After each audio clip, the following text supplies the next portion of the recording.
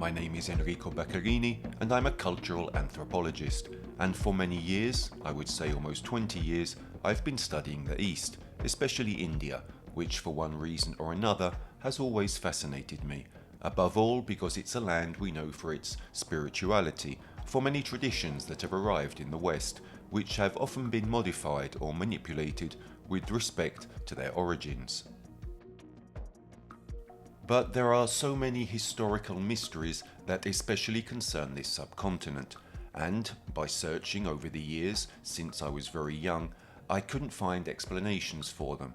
So, over time, studying also at a university level, outside of university, I tried to investigate personally, to study the official texts, to study the translations that have been made for more than 2 centuries by mainly the English and the Germans. And I've been there as many times as I could to try to understand with my own eyes, to personally experience what the charm is, what the mystery is of these lands, and above all the many traditions which have been slowly filtering into the West for no more than about 15 or 20 years. So it's a journey that I've been following for many years. Obviously, it's a journey that will never end, because even today we discover things about many civilizations on the planet that we didn't know 100 or even 50 years ago. So it's an understanding and a rediscovery of what our history is, the history of humanity, especially of lands that are extremely distant from us. I have focused mainly on India, but if we also look at Japan, at China or Indonesia, there really are many territories that have yet to reveal their history. Regarding the East, and India in particular, a common mistake that we make as Westerners, and this is probably also due to the legacy of the dominations, the various dominations that India has experienced, from the Portuguese to the Arabs and the English above all, we have concepts that were brought to us in the West, or that arrived in the West, that are very filtered or mistaken. Yoga, for example, that you will see or be able to see in rare cases because it's not performed publicly in India, it's not the yoga that with Vivekananda came to the West towards the end of the 19th century. So we have studied and we have learned about the East with eyes that are not always genuine, that almost always do not provide us with truthful information about its history and its past. If we, for example, look at the most ancient history of the Indian territory, very few, almost nobody, will know what is called the Harappan civilization or the Valinda civilization. It's a civilization that, for example in Italy, is almost not studied in schools at all, except in the last few years, where there are perhaps 2 or 3 lines in history books. But it's a civilization that was fundamental, very important, also for what would have been the development of other civilizations that followed.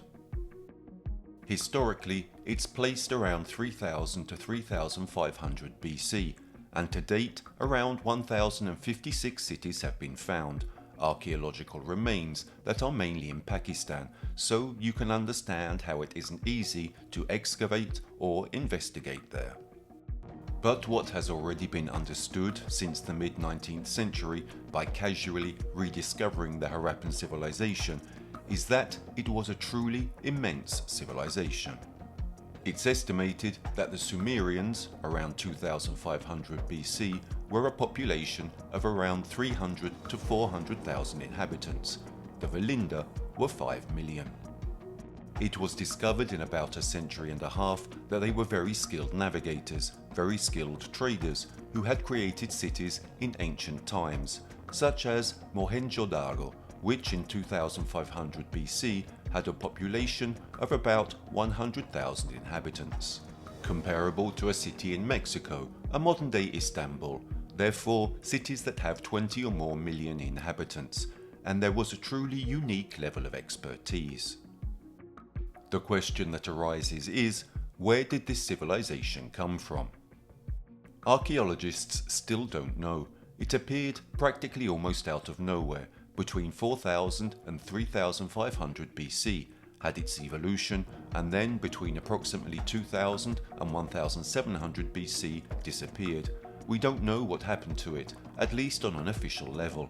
There are some hypotheses, but it disappears completely, and a few centuries later, about 400 to 500 years later, the real history of India will begin with the Vedic civilization.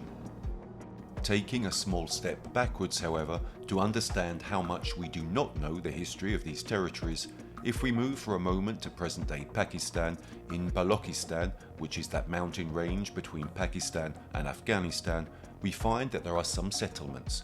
One of the most important, if not the most important, is called Mehrgarh, which are dated by official archaeology to 8500, if not 9000 BC.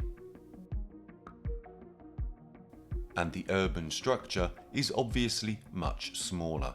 The social urban structure of this city, or of these cities in Balochistan, totally recalls the history and the evolution of the subsequent Valinda civilization. This makes us understand how in those territories not only there are myths similar to more Western myths, such as the myth of the flood of the Old Testament, we also find it in those territories, but how there is an untold story, a story yet to be discovered, a story that delves into eras even more remote than what we all perhaps studied and learned about in school. The Egyptians date back to 3000–3300 BC, the Sumerians supposedly 4000–4300 BC. Among other things, there was an important Sumerologist scholar who passed away a few years ago, Giovanni Pettinato, Italian, an academic professor who was the first to propose a quite heretical thesis, stating that the intelligentsia, therefore the cream of the Sumerian religion, even of the aristocracy, probably, from his point of view, could have come from the Valinda civilization. So this civilization, to most people, could be one of, if not the oldest, in human history, and has yet to reveal almost everything about its history. Consider, for example, that its writing still remains undeciphered, and this writing was already seen at the beginning of the 20th century to be very similar, if not identical, to the Rongo writing of Easter Island, which is at least 18,000 kilometers away. There are also genetic analyses carried out in 2013 in Germany at the Max Planck Institute that demonstrated that in northern Australia there are some Aboriginal tribe populations that have genetic markers that come directly from the Valinda civilization. So, around 2300–2400 BC, and we are talking about more than 4,000 years ago, someone reached the north of Australia by boat. This should make us understand how much we don't know about human history. We know a small fragment of the history that concerns us, and if I may, it's almost always filtered through the eyes of the West, but there's still a lot to discover. The incredible thing is that these ancient civilizations need to also explain to us how they were born from nothing, already progressed, already advanced, and the Valinda civilization is one of these. With an urbanization, with a social system, and also laws and regulations that we know very little about, but which was already advanced and evolved when there were the first traces of this civilization, of the Harappan civilization, in India. And here, a whole series of traditions can be inserted, not only of a religious and mythological nature, which concern the subsequent Indian people, which is obviously a continuation of the Valinda civilization. And they tell us about these beings, they call them divinities, who come, they themselves say it clearly without any problem, even from other planets, that manifested themselves in those areas of northern India, and whose role was almost always to bring civilization, to teach culture, for example, the rudiments of agriculture or astronomical observation. And obviously, we judge these themes, these subjects, with profane eyes as just mythology, a legend that this people created to justify everything that will come afterwards. In reality, if we extend our gaze to China, to the Sumerians, to the Egyptians, we see how there are so many civilizations on planet Earth that since the most remote times tell us about these civilizers, of these divine beings, who at a certain moment appear and bring this knowledge to improve humanity, to make it progress to higher, more advanced levels. The Sumerians had the Apkallu, who were half men, half fish beings, who during the day, in the most ancient eras of their myths of their history, we could say in the morning, came out of the water and taught astronomy, mathematics, cultivation and irrigation to the Sumerians.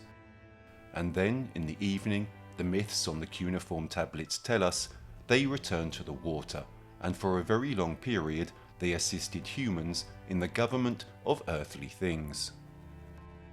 We find the same thing in China, where we have Fuxi and Nuwa, two figures who are also linked to the Chinese flood. We find it in South America, Quetzalcoatl, and we also find it in India, with a whole series of deities and characters who also had this purpose. Then obviously, over the centuries, and I would even say millennia, Indian philosophy, mythography and mythology has also been embellished with divinities who came or manifested themselves because they were in love with a man or a woman, and therefore there are also these stories.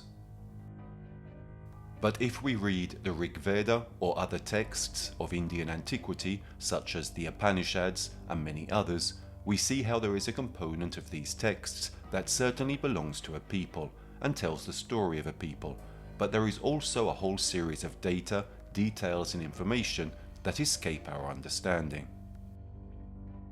and which today, through the eyes of modern individuals, we could say are technological and scientific data that these peoples absolutely could not have possessed unless some advanced individual had given them this data, or they had instruments or machinery capable of allowing them to do certain calculations. And here I speak, for example, of the calculation of the speed of light, which in India was done in very ancient times by Kanada, who well before the Greeks was the one who theorized the existence of atoms, and therefore that the entire creation was composed of these elements, these microscopic particles, which then gradually aggregated to create matter. If we read the Bhagavata Purana, the Bhagavad Gita, we read, as we have clearly been told within these texts, that we live in a universe. But there are infinite universes in which, according to one of the most important traditions, Vishnu, when the world that we know was created infinite parallel worlds and entered each of them to bring life. So you can see how in the Indian world there are concepts since the most remote antiquity that we have only acquired after centuries, after millennia, in some cases, many cases, between 1600 and 1700 AD, with the Enlightenment movement, and therefore technological progress and advanced tools. Another fundamental fact is that in texts such as the Padma Purana, but also in many other texts, even in the Rig Veda itself, it is said, for the Indian world, for what it will become after Hinduism, the question does not arise whether the cosmos is inhabited. The cosmos is inhabited. Buloka, which is what we call planet Earth, for them is one of an infinite number of planets that host life, obviously various types of life forms.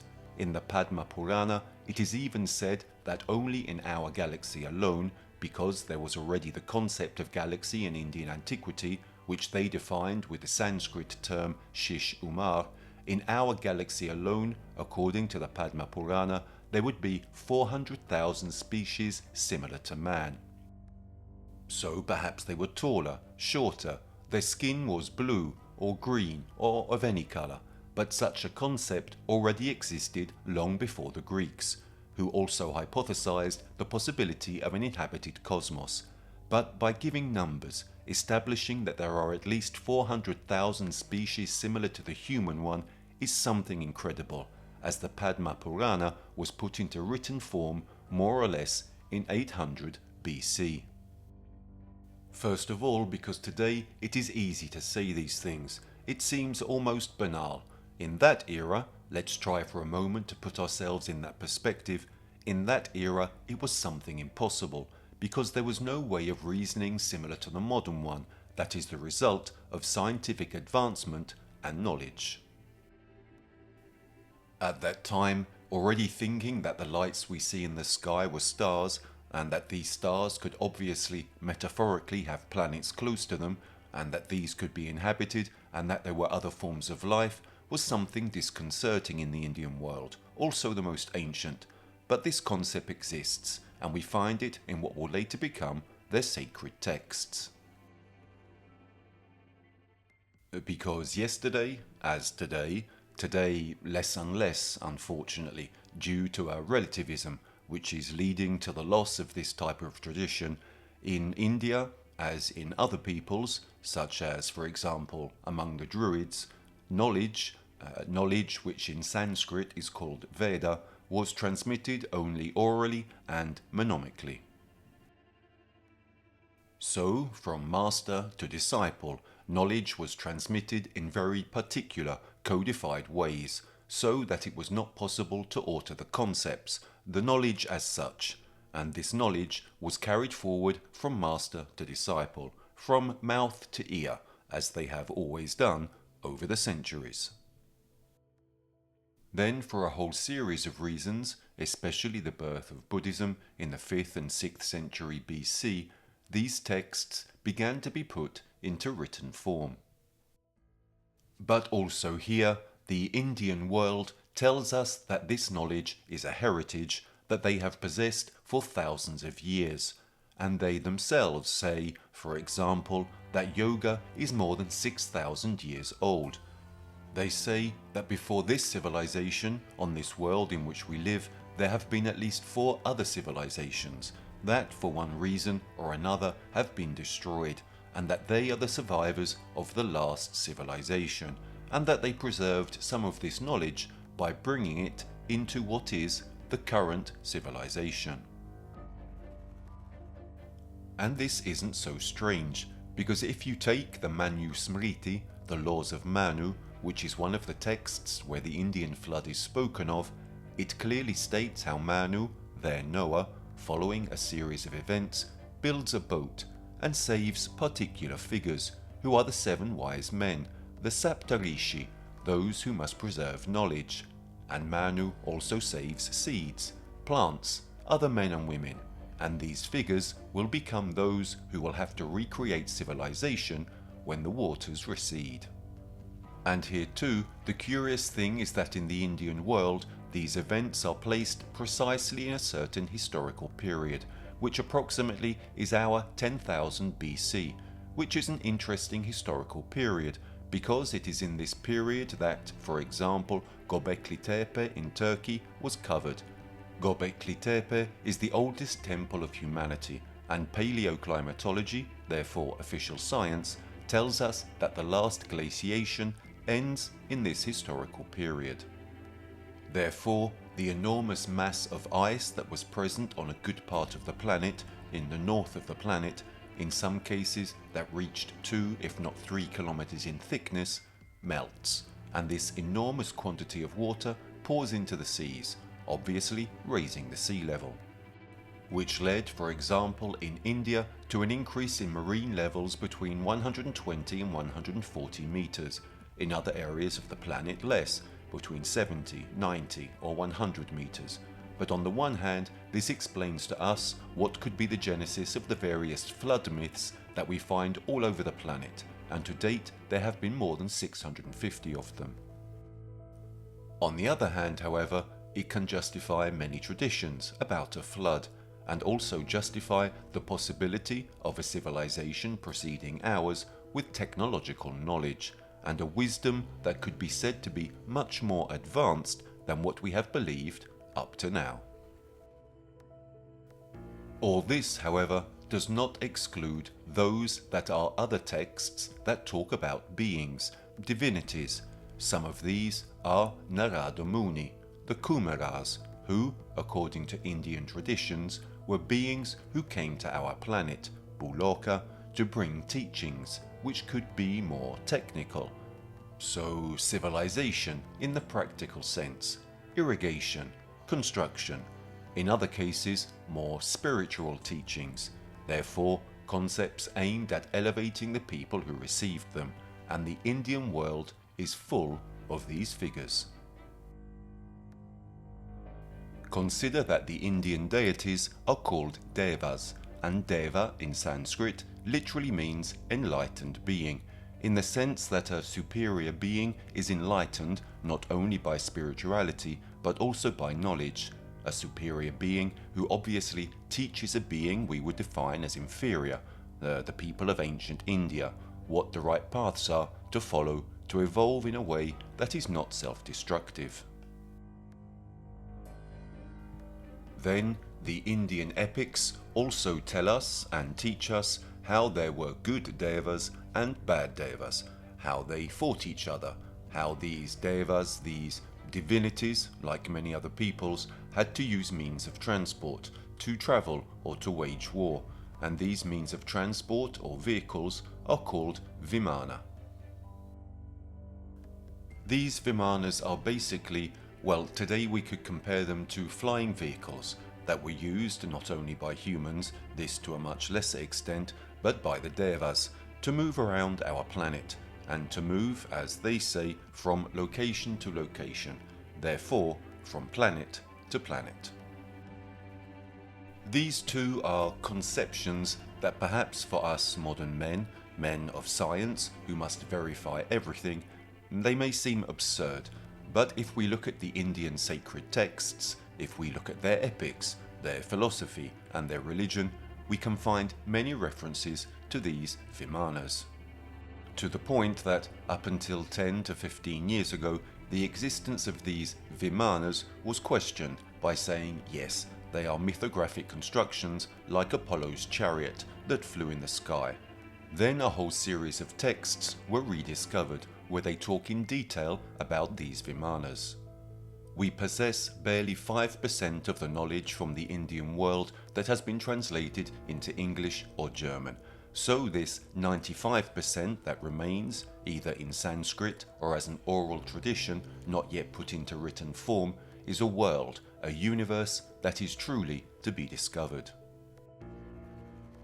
However, some of these texts are truly emblematic, because some of them tell us, the Samarangana Sutradhara comes to mind, some of their names are also unpronounceable. This is a text from 1051-1052 AD, commissioned by a Maharaja, that is, by a great ruler, Bhoja, who, seeing how the knowledge of his kingdom was slowly being lost, began to send a whole series of emissaries throughout his kingdom to transcribe, to preserve this knowledge, and the result is a book that can still be found today, also translated into English, the Samarangana Sutradhara. And the curious thing is that it is a text mainly about architecture. The curious thing about this text is that it states in the 32nd chapter, which is more than 140 pages long, it tells of how in the most ancient times of India there were aircraft that flew like birds, which moved in the sky, which also moved outside what is the atmosphere. Here it is called in a different way, but there is, in this text as in others from ancient India, a concept that is very current for us, much more modern, that is, of an atmosphere that surrounds our planet, various levels of atmosphere, and then what we define as deep space. So this text talks about the atmosphere in 1051 AD, about aircraft that could also be equipped with a certain type of weapons, to be used in battle. But this chapter of the Samarangana Sutradhara specifies right at the beginning that not all the information can be given or provided to the reader, let's say because some of it would be extremely dangerous if it fell into the wrong hands. It could, in the hands of an evil person, generate death, destruction, and wars. Therefore, the author who transcribed this knowledge in the Samarangana Sutradhara from the most important knowledge provides the most emblematic and interesting parts of it. And then what happens? Well, about 15 years ago, there were a series of Indian university professors who asked themselves the question, partly for fun and partly out of a quirky curiosity, let's see if some of this knowledge, which is very technical in this chapter, is genuine, is truthful. And one of these professors, Professor Sharon, who was then a professor of nanotechnology at the University of Bombay, then he became principal and later retired, tried to reconstruct one of the various machines described in the Samarangana Sutradhara. But there are also other texts that speak in a technical and precise way regarding the Vimanas.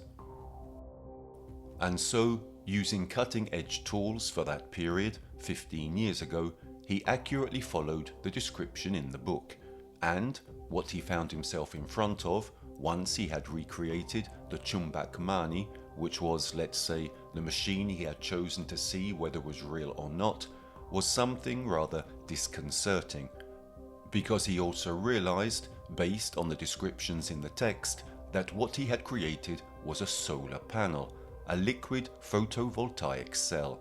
Therefore, it was a liquid that, if subjected to agitated movement and sunlight, generated electric current.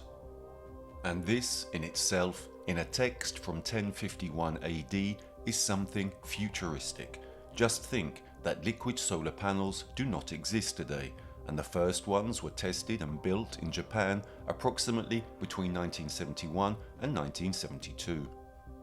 So we have a text that is almost 1,000 years old that technically presents a procedure for reconstructing something that perhaps today we would barely able to recreate.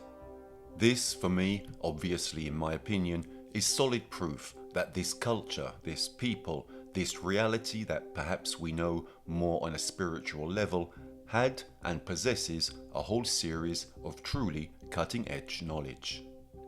Other examples of materials based or recreated from these ancient texts are, for example, those that today we would define as stealth materials, therefore capable of being invisible to radar, very light and at the same time very resistant materials.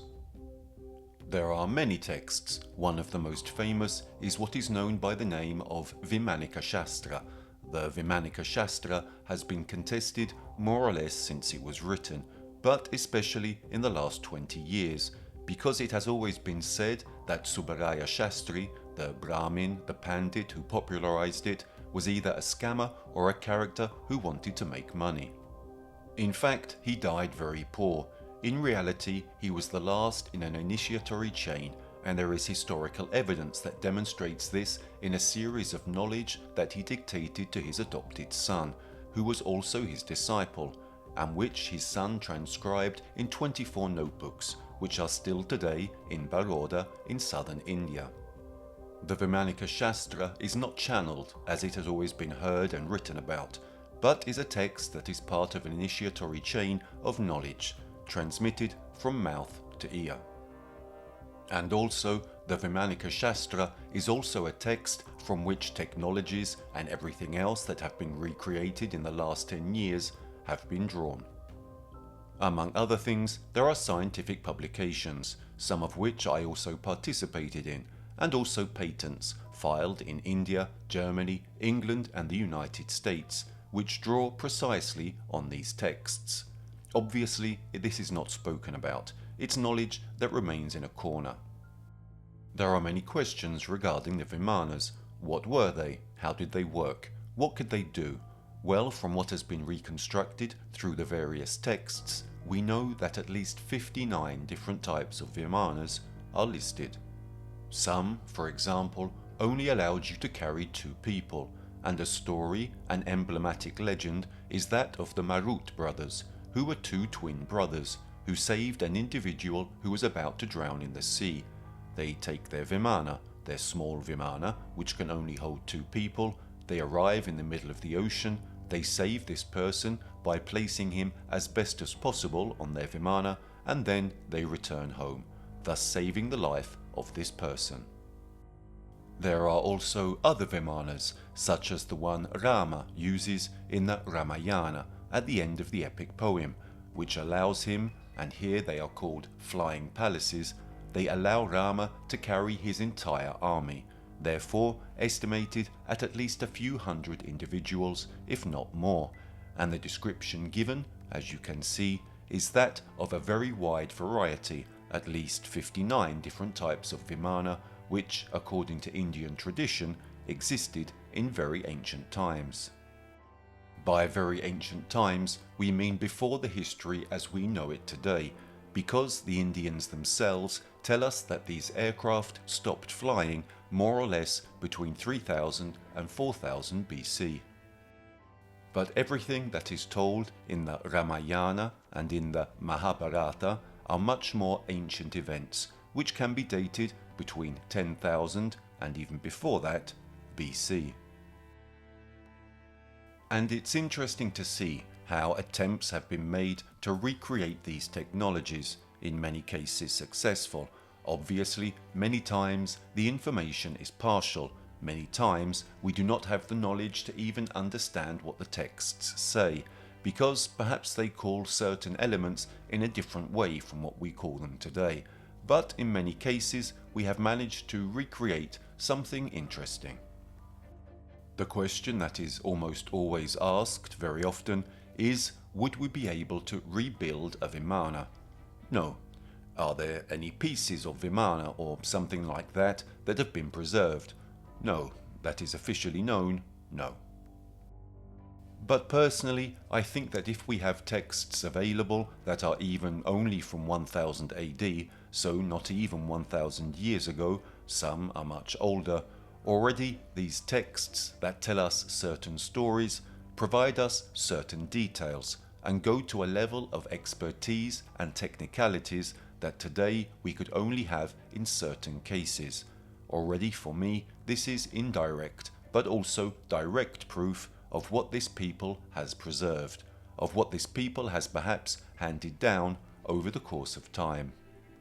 And obviously, alongside this knowledge, those devas are linked to all this, those figures who also arrived on our planet, and who, in many cases, fought among themselves. The Vimanas could also be equipped with weapons, even very deadly weapons. In general, the weapons of the Vimanas are called Tejas Astra. Astra means weapon. Tejas basically means energy. It can be translated as fire. The Tejas is also the internal fire that a practitioner of an Indian discipline has when he feels that he is about to awaken. But generally, the translation is energy, internal energy. Therefore, Tejas Astras literally means energy weapons, with everything that this term can or wants to mean. And in the Mahabharata, which is perhaps the greatest epic poem and the oldest in human history, it tells of the last 18 days of a battle that was fought between two rival factions who were basically related to each other.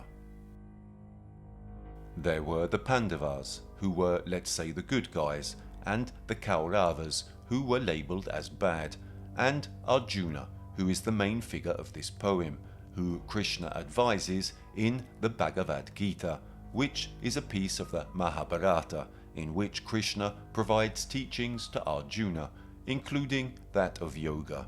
But there is also a part of the Mahabharata where it is told how Arjuna is taken from the battlefield.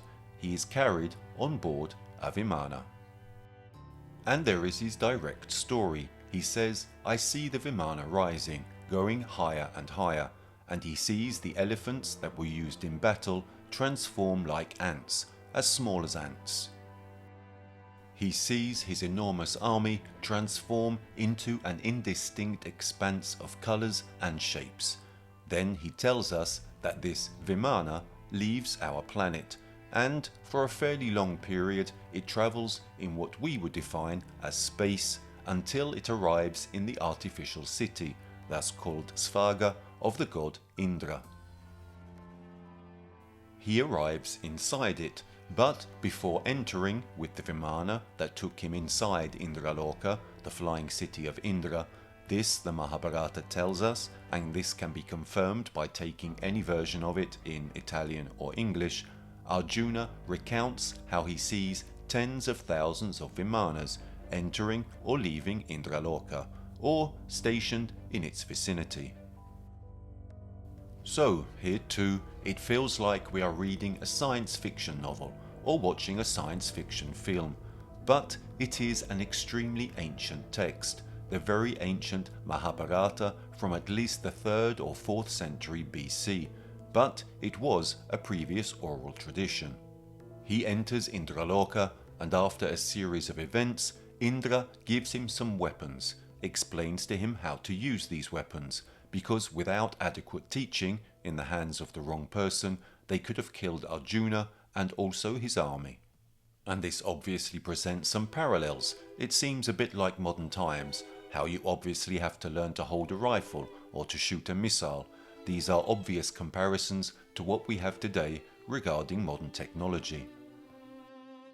And then Arjuna learns the use of these Teja Astra, goes back, and by using them in battle, he will ultimately win the war.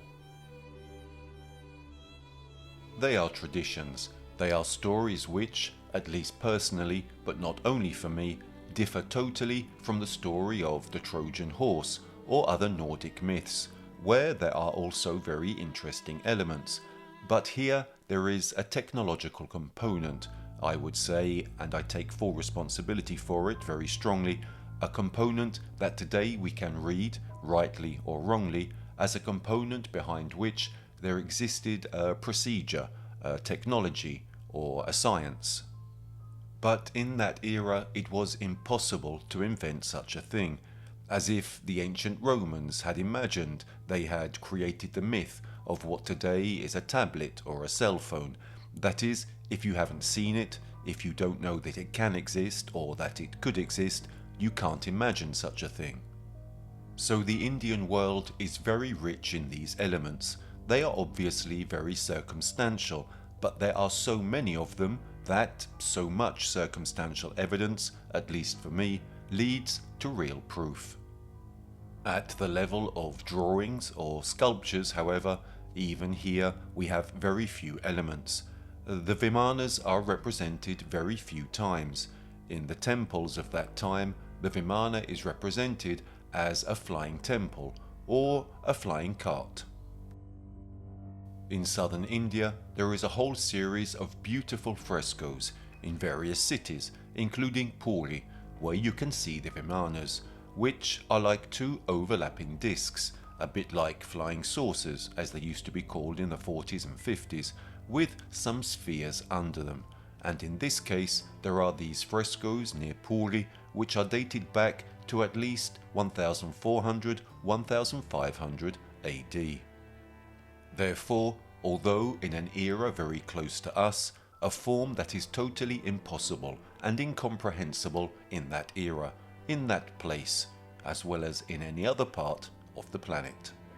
Another interesting fact is that the Samarangana Sutradhara, this architectural text which talks about Vimana, tells us that at the Vastu level, Vastu is Indian architecture. Obviously, there is always a religious and spiritual component, so Vastu is not just the art of building a temple, a house, or a palace, but it is done a bit like Feng Shui comes to mind. It is done according to certain standards, certain proportions, with a teaching behind it that has strong spiritual components. But the Samarangana Sutradhara and the Vastu in general tells us how, especially in southern India, the highest part of the temple, which normally has a disc-shaped aspect, it looks like a real disc, that part on an architectural level is called Vimana. It's the term with which the last part of the temple is architecturally designated, which is the point that connects the earthly part, the man who is in the temple, with the divine part. And this makes us understand how certain knowledge has also filtered down into the most common fields, such as architecture and so on.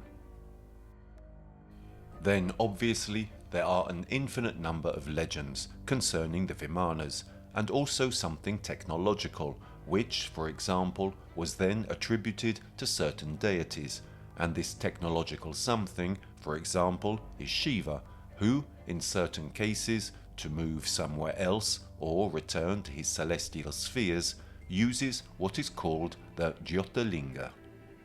The Jyotirlinga is a sort of cone of fire, a cone of light that envelops Indra and takes him away, taking him beyond the human plane, we could say, using more religious terms. It's obvious that this, together with many other pieces of information, have been read by many scholars, by many researchers through a more technological perspective, and there are many small pieces that seem to create a much broader, much more extensive and defined picture, telling us that in India, in ancient India, as well as territories even in the Far East, there was knowledge impossible to obtain, except by hypothesizing that in a certain way it really was the heritage of a previous civilization. But in certain cases, they themselves tell us that it was a heritage of cultural knowledge and wisdom that had been donated by these deities to the various sadhu, to the various wise men who in ancient times had had the good fortune to meet them. Well, my opinion is that there is this big difference between us, precisely because we are talking about distant cultures. This doesn't mean different. They are two ways of facing and approaching life, philosophy, spirituality, and religion in a totally different way. An example could be the pariahs, who are those who are in the lowest caste, the untouchables. It's obvious that in India they have the will to improve their living conditions, but they will never make the effort as a Westerner would, because, according to their religion, they say, if I was born in the lowest caste, it means I deserved my karmic debt. I did extremely negative gestures, actions, and things. So today I deserve to be in this condition now. And yes, I can improve, but it's pointless for me to try too hard. A concept that we in the West would never have. Today, if I'm in a disadvantaged condition, I will do everything I can, honestly, even dishonestly, to try to survive as best I can and improve myself. They are two ways of, for me this is my opinion, two ways of approaching life, philosophy and religion in a different way. It's difficult to generalize, in the sense that in Egypt, for example, there was a priestly caste that had power and held that power. It held it for thousands of years, 2,000 years at least. And then we consider Akhenaten, who wanted to create a monotheistic cult, in which instead of many divinities, there was only one, a cult, and his images were destroyed. His figure was banished from history. The Jewish faith is not my field, but the Jewish people, in Jewish texts, we talk about Elohim, and there are those who interpret it in the singular, those who interpret it in the plural. I leave the dispute to those who translate, to those who are from that field. But in the Old Testament, other deities are also spoken of, and this is a fact. In the Indian world, it's a very different thing. For example, in the Indian world, we don't find a myth of creation. Sumerians, Egyptians, Jews, and Christians have a god who shapes clay, and so on. For example, in the Indian world, man has always existed, alternating from civilization to civilization, and has never been created, except in very remote times, simply by the thought of the Supreme Being, who, by thinking man, created man. Then there are many other myths. And in fact, here too, a common mistake that is made about Hinduism is to define it as polytheism, that is, that many deities are worshipped. In reality, Hinduism is a henotheistic form. Shiva, Ganesh, Kali, all the deities, and there are those who have started to count them, there would be 33 million Indian deities. In reality, they are all the manifestation of the same Supreme Being, who shows himself in 33 million different ways. So this is Hinduism. It's divided into 6 darshanas, into 6 schools of thought. There is an atheist school, a hyper-religious, we could define it as a hyper-bigoted school. There are 6 main visions of the Indian world. So we have a world that is totally different from the one we generally know, or we can learn about Hinduism, unless we take a very academic or a very serious text that painstakingly makes us understand these differences. It's difficult to compare East and West, as Genon did, because they are 2 distant worlds, a bit like the colour of morning in Japan. For them it is white, for us it's black. So sometimes there are great links, great points of contact, other times no. But this is also the beauty of the differences about the planet we live on. Another extremely interesting text is the Surya Siddhanta. The Surya Siddhanta is considered the oldest astronomical text in human history. It would have been donated, the information that is contained dictated by the god Surya, therefore by the sun god, to ancient sages in India. And the incredible thing is a whole series of data, elements and knowledge that we find within it. First of all, for example, we can find a measurement of the Earth with a very low margin of error, which is close to the measurement that was performed at the beginning of the 20th century. Also within it, it talks about the Earth, Buloka, as a spherical planet, and that the universe, our galaxy, and here there is precisely the concept of many thousands of Shishumar, many galaxies, thousands of galaxies, that make up a universe that is extremely large, almost impossible to imagine and understand.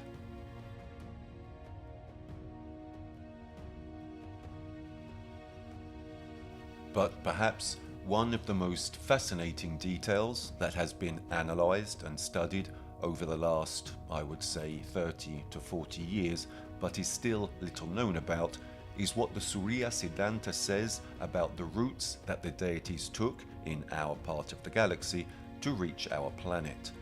The first scholar to analyse this data was called David William Davenport. Davenport was born in India. He was the son of Lord Davenport, a family of tea landowners.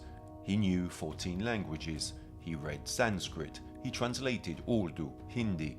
He knew many languages. Among other things, he lived for many years and died in Rome, in Italy. In the last years of his life, he died in 1984, he had begun to study the Surya Siddhanta in great depth. I have his diaries, so with the various transcriptions, this very ancient astronomical text, and he had realized that beyond the stylistic anthologies, including poetic and religious ones, it clearly stated that one divinity rather than another, in order to arrive on our planet, needed first of all a Vimana, and therefore a means of transport. And this makes us understand how concrete these figures could be, and then that this vehicle had to make long journeys. It had to travel along routes in the galaxy to then reach our planet. And the Surya Siddhanta, for example, lists a whole series of star systems, therefore using a very modern concept, where habitable planets existed alongside the various suns. And a large concentration of these, where a good part of the various deities that we know of in India would have come from, for example, can be found in the area called Mrigashiras, that is, the head of the antelope. It's a Sanskrit term meaning the head of the antelope. Obviously, it's an asterism, a group of stars with possible planetary systems, which is located near the constellation of Orion. And the constellation of Orion, we have learned, was fundamental for the Egyptians, for the Australian Aborigines, for various civilizations of South America, for the Sumerians themselves, and all these realities tell us how some of their divinities, if not the most important ones, came from the Orion area. Among other things, the Surya Siddhanta in Davenport studies, and also in those that have been carried out even today, identifies an area near Margashiras with a solar system that has a very particular name. It is called Ardra, and Ardra in Sanskrit has two meanings: green, or in a broad sense, humid or wet. In the interpretation of some scholars, and Davenport was the first to tell us, perhaps it was known that in that solar system there could be a planet that allowed life to be born and exist. And the incredible thing is that we all know now that for almost 10 years we have been mapping and registering what are the extrasolar planets, therefore basically rocks which are not just the sun of a system, but also planets which may have an atmosphere and perhaps even liquid water. Here in this area called Margashiras, Ardra, near Orion, analysis and data from the last 2 or 3 years tell us that it is very probable that there are solar systems with planets in the right position to have water in the liquid state, and therefore allow the possibility of hosting and sustaining life. And yet, we find all this in the oldest astronomical text in human history. Obviously, they are hypotheses. They are also inferences, in the sense that they are theories that can be made. But it is stringent information. It is clear, dry, and clean information in a text that is at least 2,000 years old. So we ask ourselves, how did they have all this information in such ancient times? Then there is the curious fact that these divinities should travel along these routes in a part of our galaxy and arrive here. Various star systems are indicated where there would be habitable planets. But perhaps the most interesting and curious thing is that there are some points in this map that Davenport then recreated on paper, in which, according to the Surya Siddhanta, there are what are called gates or passages for the Vimanas. What does the Surya Siddhanta mean? It tells us that a Vimana that was travelling from the most remote areas and was approaching Buloka, approaching the Earth, or other areas that were of interest to it, could, in certain cases, enter these gates, these passages as they are called, and would find itself travelling a very long journey in much less time. And obviously, here there is a comparison with the modern world, and it is a bit like what, for example, Star Trek or many other science fiction films have introduced us to and taught us. That is, the warp drive, the distortion of space-time which we know is possible on a theoretical level. That is, today in 2023-24, we know that this type of technology will be possible from a theoretical, even a practical point of view in the future, when we have the technology, but today we are unable to create it. And it's no more than an extension of Einstein's relativity. Therefore, science confirms it to us, theory confirms it. We find this data, which I think is unique in the history of civilization and human culture, in the oldest astronomical text in history, where it is precisely these Vimana, with on board the various divinities or devas, who, to speed up their journey, entered at one point and exited at another, covering enormously long distances. This obviously makes us understand how much here, too, in this text, there is a hidden fragment, a grain of sand, of a vast area that we still have to understand, to comprehend, know and study. But for me, it is also proof that these are not simple myths, legends or creations made by a poet of antiquity, but that behind many of these texts, of these traditions, there is a much more earthly and concrete background.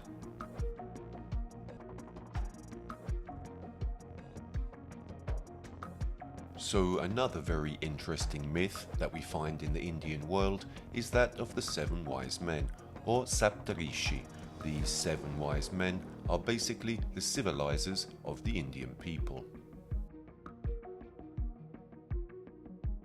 Tradition states that Manu, the Indian Noah, following the coming of the Great Flood, when he saved the seeds of plants, animals, men and women, his main purpose, however, was to save knowledge, which in Sanskrit is called Veda, like their sacred text.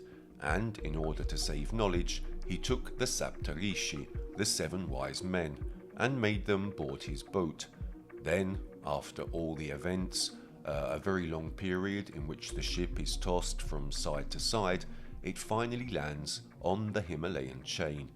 The waters recede, and when the land begins to be visible again, they all come out, and these wise men begin to move to bring civilization back among the survivors, even in very distant areas. This myth, this tradition, this legend is very interesting because it tells us about a flood of a previous civilization, of a new civilization that must be recreated for the Manu Smriti, the laws of Manu. These characters were real characters, they were of flesh and bone, who would later be, much later, deified, precisely for this fundamental role of bringing civilization back to men. And the curious thing, however, is that we find this myth in many other areas of the planet, and this obviously raises questions. That is it legitimate for similar, even identical myths to develop in different areas of the planet? But when these myths are mirrored and totally identical, it's natural to raise some questions, and it's natural to look for answers. If we go among the Sumerian people, we find the myth of the 7 Apkallu. The 7 Apkallu are the civilizers of the Sumerian civilization. Tradition says that they arrived on board a luminous egg, as it's described, that, going down into the sea, would then bring out this being, this Apkallu, who is described in the tablets with having an anthropomorphic form, part man and part fish. And these Apkallu practically had the task of teaching the high dignitaries and the rulers of extremely ancient eras of Mesopotamia the rudiments of civilization, so how to irrigate the fields, how to cultivate, how to perform agricultural rotation, how to observe the sky, and even the rudiments of mathematics. In fact, we know from archaeological discoveries of the last 10 years from tablets that were found where that which is the basis of all mathematics that would come later was inscribed. And in the Mesopotamian world, Sumerians first and foremost, then obviously also the Akkadians, it is said that there were 7 of these wise men who brought civilization. The incredible thing is that it goes back to very ancient times and epochs. Even with the Sumerians, it reaches 400,000 BC, so an era for us today in which man was not even a sapiens sapiens, but had yet to become so. If we move to Egypt, here too we have the 7 wise men, whose story is told to us in the temple of Edfu, who are the civilizers of the Egyptian world. And also with Egypt, we see how even here the dates compared to our way of counting history are very different. Their Zero dynasty begins around, we don't know precisely, but between 3000 and 3300 BC, with the Scorpion King. But before, other divine and then semi-divine dynasties are spoken of, who were called the Neteru and the Shemsu Hor. So, the Neteru were the gods who ruled over men, and here too there is the Papyrus of Palermo and the Stele of Turin. There are a whole series of archaeological elements that tell us these stories. We are also talking here about extremely more ancient eras, in which, as they say, the divinities, the gods, walked among men, and then there were these beings, these figures, who were usually 7 wise men who brought civilization. In India, all their traditions, at least some historical stories, date back to at least 20 to 30,000 BC. Then, obviously, one is free to say that these are just dates, improbable eras, that they are the ones who have set back in time some of their historical events. Others may believe this. However, if we look at Göbekli Tepe in Turkey, which was buried around 9600 BC, in short, we can calculate that perhaps an advanced civilization may have actually existed 15 or 20,000 years ago. We also find this myth of the 7 wise men in the Chinese world, in the Japanese world, we find it in South America.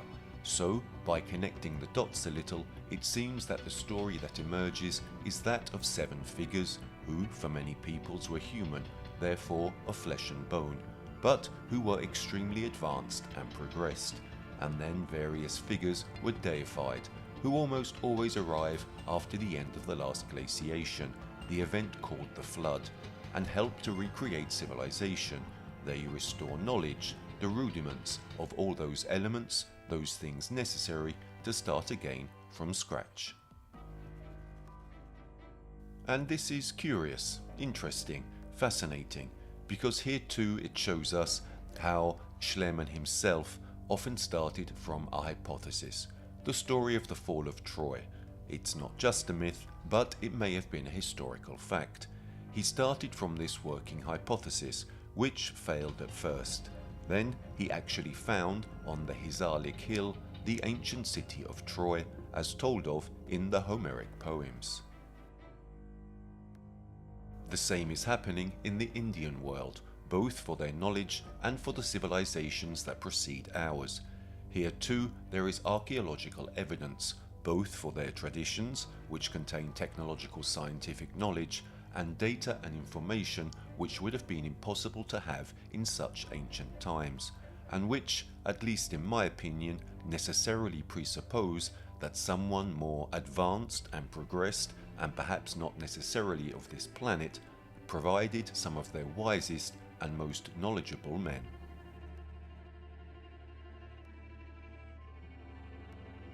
The concept of good and evil is a relative concept.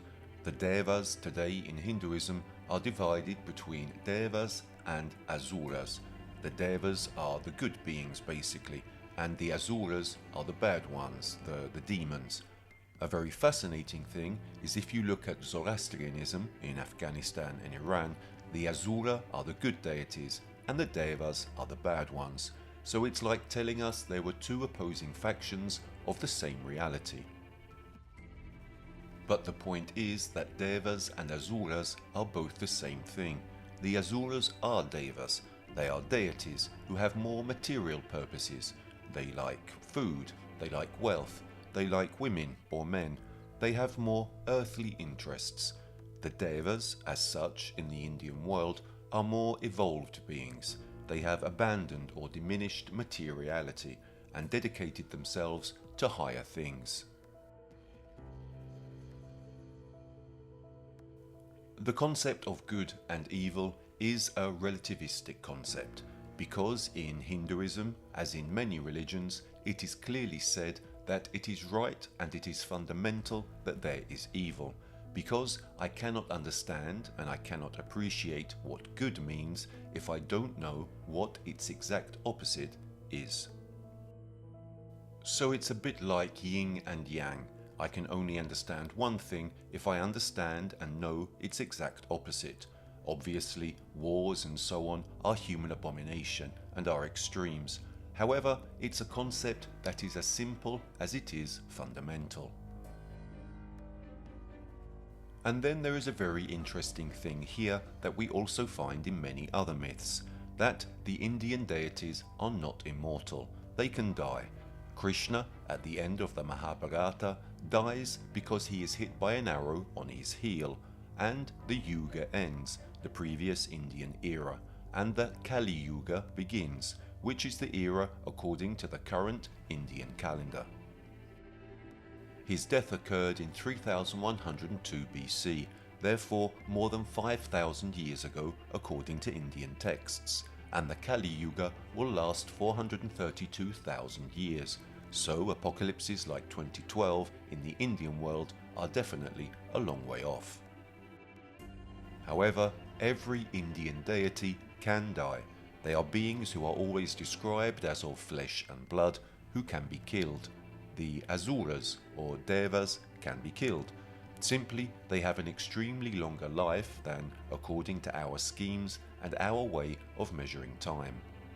And this was also thanks to the use of certain substances, which are Amrita or Soma, which are the divine drinks that we also find in many other cultures that allow the prolonging of life for a very long time period. And a curious thing that is also linked a little to the Greek myths is that, for example, according to the Indian texts, one could distinguish a deva, a divinity, one of these beings, when he was among men, because they almost always did not walk touching the ground, but they walked, according to the Indian traditions, a few centimeters from the ground, and their body did not cast a shadow. And this is another fact that we find in many traditions, in many civilizations, in many religious schools of thought that were born subsequently. But here too there is such curious particular data, even anomalous in its simplicity, that it can leave us thinking that perhaps there is something true behind their story and history. If I think that on the Earth, the planet Earth, 10-20,000 years ago, there were, this is a totally personal opinion based on years of research, but there were various realities that perhaps had divided the planet. Perhaps everyone had their own sphere of influence, I don't know. But the myths are so different that they tell us that probably in one area, India and the East for example, there was a certain type of subjects. In other areas such as Sumer, such as Egypt, there were other figures. In South America, still others. It is also dangerous for me to talk about a mother religion or a mother civilization. Personally, whether there have been or not, I think that there have, other civilizations before ours. I'm not thinking of Atlantis or Lemuria. I think there were various realities that were probably, or perhaps not, in contact with each other. They probably fought against each other. We can't know this. But a monolithic entity over the entire planet, well, that no.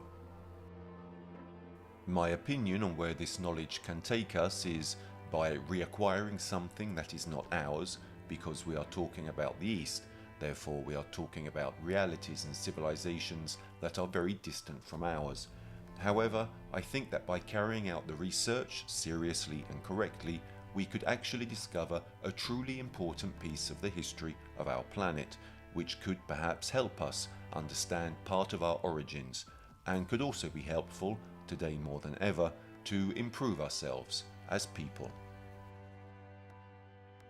Because, as in the West, in the East the Mahabharata, the Ramayana and many other poems tell us about wars, but the epic poems, also such as the Mahabharata, they have the Gospel of the East, the Bhagavad Gita.